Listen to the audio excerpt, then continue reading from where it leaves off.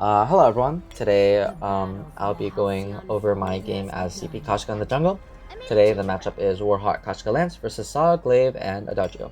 Looking at the comps, it seems like we have a early game advantage due to Koshka and Lance's early game potential during the Elder Treant phase or the first 4 minutes.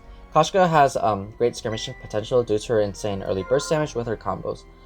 And Lance is just there to facilitate that lockdown, that CC, the root, his stun.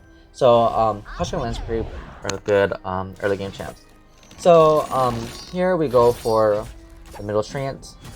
We have vision. It's very important to have vision on the treant and your jungle because you don't know where the enemy is at. So we're here we get the elder treant. Good gold. Here we actually fight them because we didn't see the glaive and Adagio. So as you can see, we have pretty good damage. We get nice root, nice stun onto the Adagio, nice amount of damage. Our laners also seem to have to be pretty even, so that's actually works out. That's actually kind of good for us. As you could see from the fight earlier, that little small skirmish. After I used my B, I actually just auto the glaive. So you can see the auto pattern too. I just move back a little bit. I use my auto attack again, I move back a little bit. And I just auto attack again. You should get used to that because that's actually good practice for when you use your B because it'll reset your auto attacks and more quicker. Here we're gonna look for something for the glaive, not the glaive, the saw. Nice root onto the saw. Nice job by the lance. And then here, we're just gonna go for the jungle. It doesn't seem like glaive is at the middle treant, so I'm actually gonna go for it. Here I get rooted, uncalled for. But here, I see the glaive, so I'm gonna push the treant to my side so that I have perfect positioning so I can jump into the glaive. Here I jump onto the glaive, and you can see I do a little bit more damage than the glaive. Here I have to pop my flask so I don't die to both of them, the treant and the glaive I meant to say. So that's actually perfect right there. So we actually now secure the treant. I now have an assist and two of those treants. That's actually perfect because now I have a huge gold advantage against the glaive. And we really don't want that. Since this glaive is gonna go cooldown, we just want to make sure that he's just a little bit slower at getting his items. Cooldown glaive has very cheap items. Here I get heavy prism and an eclipse prism. So I don't build into aftershock immediately because you're losing a lot of damage, a lot of that early game damage that you get from Koshka. And if you just mainly focus on aftershock first, you're not gonna have much damage but cooldown. And the cooldown isn't gonna matter until later on into the game, to mid to late game. So it's just more preferable. Glaive tries to go for my jungle, I just punish him a lot. I chase him down all the way to his lane. Perfect by me. And here when I walk in to the jungle, I turn level 6. Level 6 is very good. It's perfect engage tool for Koshka. It's a perfect CC. I think the stun is about 1.5, 2 seconds, somewhere around that time. But that's just perfect for me. Here glaive, it's just walking up. Use my B, get the auto. Get the movement speed away from the glaive. And then here, I just build into my aftershock component now. Get that, what is it called? The chronograph. And here I'm just gonna go. I was planning to go to my jungle, but glaive is going up in the lane. I have to answer that. I have to have the counter gank. Here, I ulti the glaive, stop him, and then I go for the saw because I know that the saw is very easy to kill. Here, I'm just gonna pop my flask right here because I wanted to look for something more, but then later on I just realized it's just a bad idea. Glaive, Adagio, they're camping behind their turret, so that's not good because if I jumped in, then if I jumped in and try to focus the glaive or the Adagio, they're gonna glaive is actually gonna use his afterburn on me, knock me into that turret, and then Adagio can just follow up with a self heal that's slow. So it's perfect that we didn't go in. So here, after my jungle clear, I'm gonna build an Aftershock. So Aftershock is actually a very good item on Koshka because you get that cooldown, you get that burst damage, you get that crystal power, and it just pairs so well with your B, because you can get that Aftershock ready, and then you can proc it with your powder auto attacks. You get more burst. Here I see Glaive run down using his boots, or boots or afterburn, but it wasn't his afterburn because he just used afterburn now. So he uses boots, run away. I buy my infusion. I didn't go up to lane first, but I just waited for an infusion. Because infusion, because I already turned level 8, you want to buy an infusion when you have your power spike. So I have my item and overdrive power spike. Here, Adagio uses his ulti prematurely. Not his ulti, his fountain prematurely, but he also uses ulti prematurely right here too. Trying to clear that wave, trying to get off that pressure. Here, Glaive tries to go for us. I pop my flash right at the moment before I ulti. So that was perfect by us. Here, I kill Saw with perfect combo, and that was just perfect for us. If Dagio didn't use his function prematurely, then his team could have lived a little bit. But in the end, we just burst them down. They couldn't do anything. They have no damage to team fighters as well. The Glaive only has what's it called? Only has Storm Crown. So that's not the burst that Glaive wants right now. But once he gets his Aftershock, he's gonna have some burst right there with that on hit. So right now we're just snowballing our way through. Here I'm gonna back. I have low mana. So here I'm gonna buy Eclipse Prism, Halcyon Chargers. I buy Halcyon Chargers right here because Koshka is a mana hungry champ. She likes to use her abilities a lot, especially her combo. So you're gonna be needing a lot of mana, and I don't think that she needs a lot of movement speed because she already has a lot of movement speed with her passive. So here, I land a combo. I go and ulti into the Saw. Adagio uses his fountain prematurely again, and I just go and get a nice kill onto the Saw. Here, I try to go for something for the Glaive. I get rooted, and here I'm gonna use my B and go back. Go back, get ready for another ambush. Here, I almost walk into the bush, and then I land a nice combo onto the Glaive. The Glaive got hit pretty hard. He backs tauntingly. I think so, tauntingly. And we just land a full combo back. You probably think that I backed or something, but he should know that I was there. He should know I'm strong enough. He can't fight me right there. He thought I can go back. I'll waste my time, but I'm not scared of the Crystal Sentry because I know that I'm strong enough to deal with it while battling out the Glaive, because the Glaive doesn't have that much damage to kill me as per se. So here I'm just gonna take some jungle and then just go back again. Here I'm gonna shop. I'm actually gonna buy Spellfire here. Interesting item because Spellfire is actually a good item to deal with their whole team because they have a lot of healing on them. Saw has Serpent's Mask. Glaive has his ultimate, which gives him passive lifesteal with his autos. And Adagio is just Adagio. It's a support Adagio. He has that empowered healing and the fountain. So here, instead of going to the lane first, I'm actually gonna buy an infusion again because I really want to get that nice heavy burst damage that you get with the infusion as well. Because that added crystal power is just gonna significantly amplify your damage a lot. So here we see that we push in and we see that they're camping their base turret or their second turret. So in here we're just gonna try to poke them out, try to engage. Glaive try to go onto us, knock him back. Adagio uses his fountain prematurely right there. So that gives us the incentive that we can dive them. So right here, I have my infusion ready up, and I pop the Saw. I go for him. I get knocked back, stunned. Here I go back and engage onto the Glaive, but then I go back again. I don't want to help the land because I know I'm gonna die right there if I jumped in and die and go in. Here, Adagio tries to kill me actually, but I bait him and I pop my flask just in time. And then I'm just gonna stay right here again because Saw is back up. It's gonna be an ace for us if I kill the Saw. Here I kill the Saw, but I die to the minions right here. Yep, right there. giving Saw the shutdown. Gold. But that turret shot with the Saw's A just does a lot of damage. But then, yeah, that was a perfect team fight right there. It exemplified what Koshka can do as an assassin.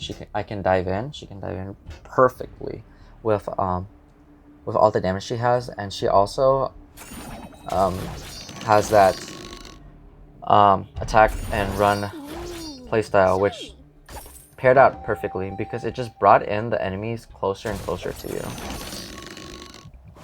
Because making the enemy have vision on you when they don't have vision, they have to check in themselves, is very dangerous, and it's actually very perfect. So here I'm gonna go for the gold mine. It looks like my team is gonna start fighting. Perfect Warhawk stun. I tried to do something over the wall, but I couldn't. I didn't have the range for that, so I just go for just go around. Here I block the glaives, and Lance lands a perfect root. I get heal onto the glaive. Here I'm not gonna focus on the Adagio. The Adagio is too tanky, and I'm just gonna be wasting so much time trying to kill the Adagio. He has a heal. He has a slow. I'm really not trying to deal with that.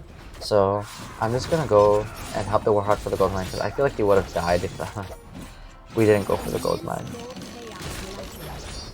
So right here, we're just farming now. I have broken myth now because we're heading to the point where people should have built in some defense, whether that's a block or that's some shielding. But this is perfect for us. Here I'm gonna back. I need the energy, and I'm gonna buy an hourglass. Right here I was thinking of looking for a clockwork, and I also bought an infusion. Here Glaive just ran the Warhawk down. The Warhawk was low, he was trying to push the lane. I don't think he's done that. Here's actually a perfect example of actually being patient. So I'm gonna be patient right here and wait for the enemy team to actually look to attack the turret. Here, Saw gets an auto on the turret. I go for him immediately. He dies in one combo. Here, I ulti the glaive. Can't run away. He knocked me back. Lance perfectly knocks back the enemy towards me. And then here, I get a perfect combo. And then I kill the glaive right there. Lance lands a perfect root onto the glaive, which locked him down and also made him low enough so he died to my spellfire. And that was perfect. That gives us now the incentive and the ability to get this Kraken now. Because the enemy's team is dead. Even if the Saw wanted to, he can't. He has to deal with the Warhawk pushing in. He has to deal with the minions trying to take that gateway turret right there, the choke point turret. And same thing too, they have to deal with the minions before they have to come down and deal with us. And even if they wanted to deal with the Kraken, they have to deal with the Warhawk right there in their jungle. So everything was just perfect for us there. Here I'm just gonna go for healing, just go for a little bit more jungle so I can actually buy something. Here I'm just gonna buy Chronograph and an infusion. Get that cooldown and get that burst damage. Here I'm actually gonna go for the train right here for the healing. I get it, but the glaive answers back. I ulti the glaive. Don't know where our Warhawk's at, but I get a beautiful B up. I get a nice shield. Rick's Decree with that lance right there too. Here I mess up. Adagio kills the glaive, and glaive uses his ulti so well, and I just died to that. And that just shows like how annoying an Adagio can be, because he can slow me, he can heal himself. He has that burn too, and he does a lot of damage if he empowers himself.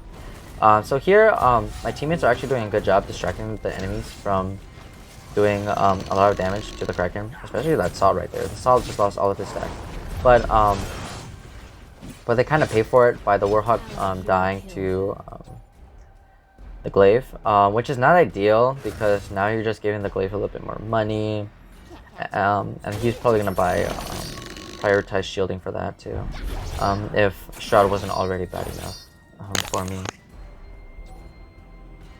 So here I'm just gonna keep on keep on jungling to get my power spikes.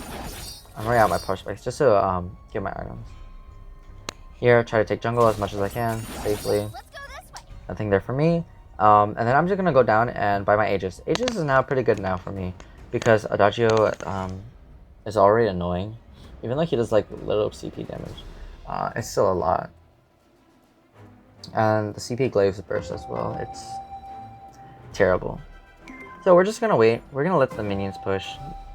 Negate the amount of gold that the Saw's gonna get. So that the Warhawk can also deal with it as well. So we're just gonna let them have that right there. And here they're gonna put vision in this bush in just a little bit while we wait for them. Right here, yep. They put vision in the bush. I pop the Saw, not the Saw.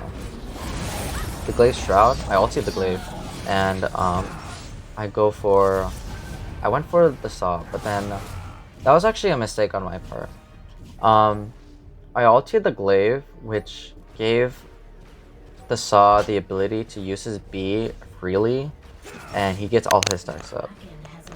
And then he just started doing Saw things, go pew pew pew, and try to kill us. But yeah, if I went onto the Saw, then I probably could have we probably could have turned that around. But I think I just ulted the Glaive to get him off my Warhawk. I don't know why though, because my Warhawk does no damage. Here my team does a good job of distracting the enemy team away. So here I kill the Saw, take away the main damage that person that does a lot of damage to the Kraken. Here I go for the Glaive right here, so the Glaive can steal it. I pop my crew, not my crew, my Aegis. I don't know why. I probably mistakenly did it. But now we get this beautiful Kraken. Now we have a gateway to keep on pushing. So here we're just gonna try to push, try to do as much as we can to the enemy team. Try and back them off. Lance here takes a lot of damage, especially from the Glaive. Glaive now has Spellfire too, if you didn't see it from that. But Lance just takes a lot of damage. He took a turret shot as well. So we're just gonna be right here, waiting for the Kraken to come in, get us, or to come and help us. So here we're just gonna be on the fringes because we really don't want to die. Warhawk unfortunately dies, but I answer back by killing the Saw. Saw does a lot of damage onto the Kraken, so it's perfect that I killed the Saw. I try to look for something. I stopped the enemies from attacking. Yep, right there. They were reluctant to come get me, but Kraken already has gotten a turret, so that's just perfect for us. That just gets us a little bit closer to the base of the enemy team. Here I'm gonna just go for the jungle as much as I want because I'm free to do so, and I do need a lot of gold just to finish my last item. Right there. And yeah, it looks like we got the game in the bag because we're just a little bit too good in the early game. That just really just brought back the enemy team. But right now they're actually just coming back, just like getting like pick kills on us. Especially on me. I gave them like one big shutdown. And that's terrible. So here, all three of them are up there. I don't have a infusion, but here I ulti Saw. They try to cut me back. Everyone follows me. I dictate the fight. Here they try to go for something on me. I get the healing treant. I get my B, the Aftershock off onto the Glaive. I buy my Eve of Harvest. This is very important right here. I buy my Eve of Harvest. I run in onto both the Glaive and the Adagio. I use my B on both of them, and then I just kill them right here. So that's actually very important. If I didn't use my B onto both the Glaive and the Adagio and onto like one person, like the Glaive, then I wouldn't be able to live that because the shield wouldn't just be big enough to help me. So there we have it, and then they surrender. So that's a big GG's right there. So that's how you play CP Koshka in the jungle. Hope that was great, and now it's time for a little recap, I guess. So for Koshka, when you look at the comps, As I said early on, we had a very good early game advantage because Koshka and Lance have very great early game lockdown and level 2 power spike. The amount of CC Lance and Koshka damage is phenomenal, and that's why Lance and Koshka pair up so well together in the early game.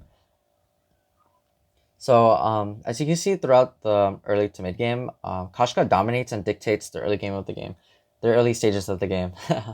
My whoops, my omnipresence throughout the jungle and the lane is something that you want to maintain as a Koshka.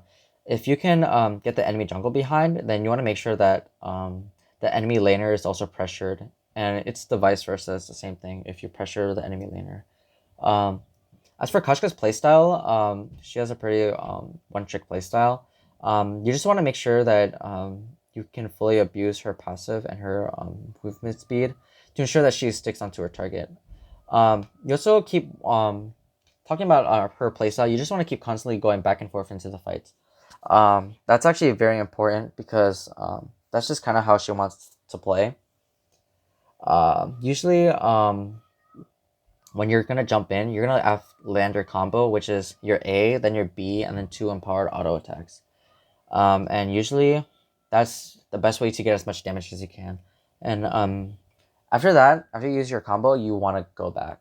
You want to go back, reposition yourself, make sure you have your cooldowns ready for another combo, and then you just want to look for opportunities to jump right back in. This is actually the best playstyle for Koshka because so she doesn't get bursted down and punished if she stays in a fight. Because if Koshka just lands one combo and just auto attacks and waits for her cooldowns to come back on, she's gonna get punished heavily a lot by enemies who have their abilities up and that can punish her. Especially that glaive afterburn and the Saw's roadie run. That can actually be detrimental for Koshka if I actually stay there. And you can see that as well. Like I stayed kind of during some of those fights on the lane, and I get punished for that. And yeah, and then for items, most of it is standard. If the enemy team is squishy, then you want to get Shatter Glass.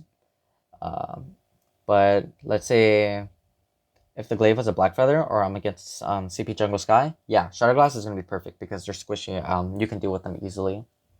But it's a glaive, so you definitely do want to get Aftershock, so you can get some of that more extra base health damage from that Aftershock.